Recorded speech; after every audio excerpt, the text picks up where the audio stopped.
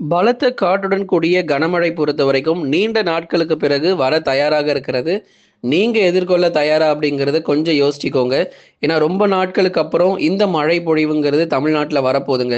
ஏன்னா கடைசியா நம்ம தென் மாவட்டத்துல மழை பதிவானது பொங்கல் நாட்கள் அன்று வரலாறு காணாத மழை பொழிவு கிட்டத்தட்ட அதிகப்படியான மழை பதிவானத பார்த்தோம். பொங்கல் நாட்கள் அன்று நமக்கு அதிக மழை பொழிவு திருநெல்வேலி, தூத்துக்குடி போன்ற மாவட்டங்கள்ல மிகச் சிறப்பான மழை பொழிவு கிடைத்தது. அதுதான் ஒரு கடைசி மழையாகவும் இருந்தத நம்ம தொடர்ந்து சொல்லியிருந்தோம். இப்போ மறுபடியும் அதே பகுதிகள்ல, அந்த தென் மாவட்டத்தில் இருக்கக்கூடிய அதே இடங்களுக்கு மீண்டுமாக ஒரு கனமுதல் மிக கனமழை பொறுத்தவரைக்கும் வர காத்திருக்கிறது.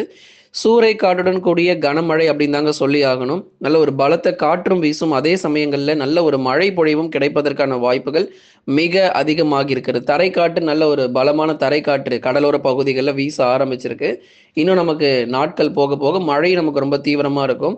இந்த லேசான சாரல் மழையும் மற்றும் சாரல் மழை மற்றும் லேசான மழை, மிதமான மழையெல்லாம் ஆங்காங்கே இப்போவே இப்போ பதிவாக ஆரம்பிச்சிருச்சு. கடலோர மாவட்டங்கள், தென் மாவட்டத்தினுடைய கடலோர பகுதிகளில் நிறைய மேகக்கூட்டங்களை பார்க்க முடியுது. அதே மாதிரி சில பகுதிகளில் சாரல் மழையும் பதிவாகி இருக்கிறது. தொடர்ந்து இன்னும் நாட்கள் செல்ல உங்களுக்கு மழை வாய்ப்புகளும் மேலும் தீவிரமடையும். நம்ம என்ன மழை வாய்ப்புகள் சொல்லியிருக்கோமோ, கனமழை பெய்ய வேண்டிய இடத்துல சரியாக நம்ம கனமழை கிடைக்கும். மிக கனமழைன்னு அறிவித்திருக்கிற பகுதிகளில் மிக கனமழையானது உறுதியாக பதிவாகிறதுக்கான வாய்ப்புகள் மிக அதிகமாக உள்ளது. ஆகவே நீங்க ஒண்ணே ஒண்ணு பண்ணுங்க. சப்ஸ்கிரைப் மட்டும் பண்ணிக்கோங்க போதும். ஏன் சப்ஸ்கிரைப் பண்ணணும் அப்படின்னா, அப்பதான் உங்களுக்கு அடுத்து வரக்கூடிய நாட்கள்ல எப்போ மழை வரப்போகுதுங்கிற தேதிகள் நீங்க தெரிஞ்சுக்க முடியும். இப்போ வெறும் தென் மாவட்டங்கள் பத்தி பேசிக்கிட்டு இருக்கோம். அடுத்து வரக்கூடிய நாட்கள்ல சென்னை பத்தி நம்ம பேசலாம். அங்கேயும் நமக்கு நிறைய மழை வாய்ப்புகள் இருக்கும். சென்னை, திருவள்ளூர், காஞ்சிபுரம், செங்கல்பட்டிலும் நமக்கு மழை வர வாய்ப்புகள் அதிகமாக இருக்கலாம். அதனால அடுத்தடுத்து வரக்கூடிய நாட்கள்ல எந்த தேதியில மழை வரணும்னு நீங்க தெரிஞ்சுக்கணும்னா சப்ஸ்கிரைப் பண்ணா மட்டும்தான் முடியும்.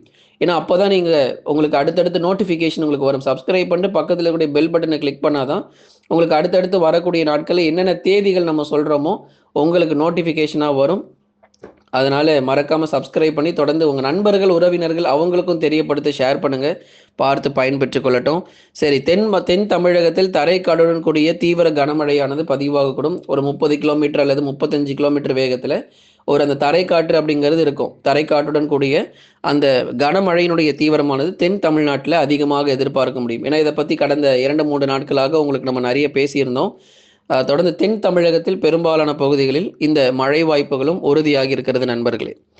நிறைய பேர் தென் தமிழ்நாட்டில் எல்லா பகுதிகளுக்கும் மிக கனமழை வருமானு கேட்டிருந்தீங்க. எல்லா பகுதிகள் கிடையாது. அதுதான் நம்ம தெளிவாக சொல்லிட்டோம். 4 மாவட்டங்கள் தான். தூத்துக்குடி, திருநெல்வேலி, தென்காசி, விருதுநகர். இந்த 4 மாவட்டத்தில் தான் முதல் மிக கனமழை பதிவாக வாய்ப்பு இருக்கு. மீதம் இருக்கக்கூடிய கன்னியாகுமரி, ராமநாதபுரம், மதுரை, திண்டுக்கல், சிவகங்கை இங்கெல்லாம் மிதமான மழை, பெரும்பாலும் மிதமான மழை. ஓரிரு இடங்களில் விட்டு விட்டு கனமழையும் சற்று வலுவாக பதிவாகும். அதனால் தென் தமிழ்நாட்டில் எந்தெந்த பகுதிகளுக்கு எப்படிப்பட்ட ஒரு மழை வாய்ப்பு இருக்குங்கிறத நீங்கள் தெளிவாக தெரிஞ்சுக்கோங்க. தென் கடலோர மாவட்ட மக்கள் பிப்ரவரி 28 முதல் மார்ச் 4 வரை கவனமாக இருந்துக்கோங்க. இதுதான் இந்த டேட் அனௌன்ஸ்மெண்ட். உங்களுக்கு அந்த தேதிகள் முதற்கொண்டு இந்த தேதியில தான் மழை வரும், அதுக்கப்புறம் மழை வராதுங்கிறத இவ்வளவு தெளிவாக யாராலும் சொல்ல முடியாது. உங்களுக்கு நம்ம தெளிவான தகவல்கள் கொடுத்துக்கிட்டு இருக்கிறோம். தென் கடலோர மாவட்ட மக்கள், தென் கடலோர மாவட்டங்கள்னா உங்களுக்கு அதான் தூத்துக்குடி, திருநெல்வேலி, ராமநாதபுரம் இது போன்ற பகுதிகள் தான் தென் கடலோர மாவட்டங்கள். இங்க இருக்கக்கூடிய மக்கள் பிப்ரவரி 28 மார்ச் 4 வரைக்கும் பெரும்பாலும் வெளியே செல்கிறத தவிர்த்து கொள்ளுங்க. ஏன்னா அங்கே மழை வாய்ப்புங்கிறது கொஞ்சம் கூடுதலாகவே இருக்குது. விட்டு விட்டு நமக்கு மழை வந்து கொண்டே இருக்கும். அப்படிங்கிறதுனால உங்களுக்கு மழைனாலும் சில அசௌகரியங்கள் ஏற்படக்கூடும். நல்ல ஒரு தீவிரமான மழை வாய்ப்புகள் இந்த மார்ச் மாதத்தில் நம்ம எதிர்பார்க்க போகிறோம். அடுத்து இந்த மார்ச் தொடக்கத்திலே பாருங்கள், நல்ல ஒரு மழையோடு இந்த மார்ச் மாதங்கள் ஆரம்பிக்கிறது.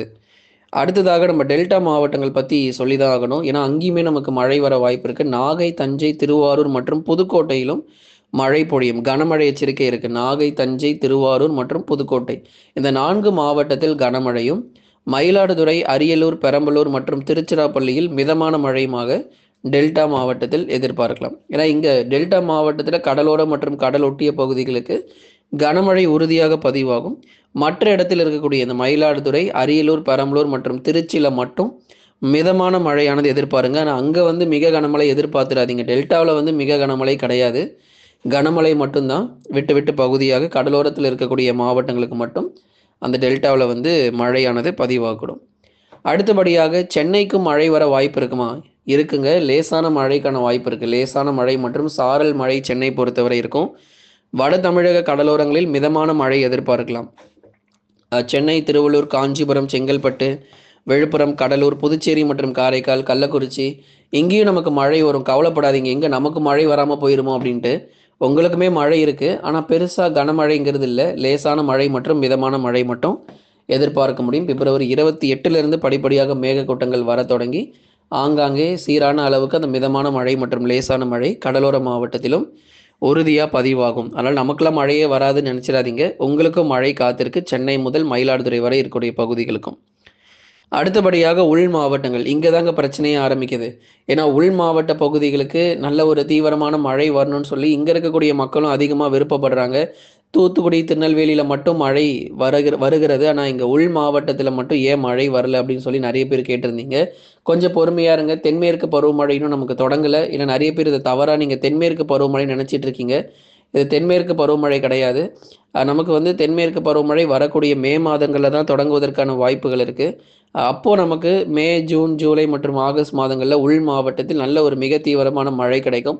கவலைப்படாதீங்க. எந்த அளவுக்கு இயல்புக்கு அதிகமான வெப்பநிலை பதிவாகுதோ, அதே அளவுக்கு இயல்புக்கும் அதிகமான மழை பொழிவுகளும் எல்லா மாவட்டங்களிலும் பதிவாகிரும். அதனால வெயில் மட்டுமே வருகிறது என்று அதுதான் நம்ம சொல்லியிருந்தோம். எல்லா நாளுமே இன்னைக்கு வெயில் ரொம்ப அதிகமா இருக்குன்னா, இன்னைக்கு இருக்கிற அதே வானிலை நாளைக்கு இருக்க போறது கிடையாது. பாருங்க, இப்ப தென் மாவட்டங்களுக்கு எச்சரிக்கை கொடுத்துக்கிட்டு இருக்கிறோம். அதே மாதிரி வட தமிழக உள் மாவட்டங்களுக்கும் மழை வாய்ப்புகள் தீவிரமடையும். கொஞ்சம் வெயிட் பண்ணுங்க. உங்களுக்குமே நம்ம டேட் அனௌன்ஸ்மெண்ட் சீக்கிரமாவே நம்ம சொல்லிடுறோம்.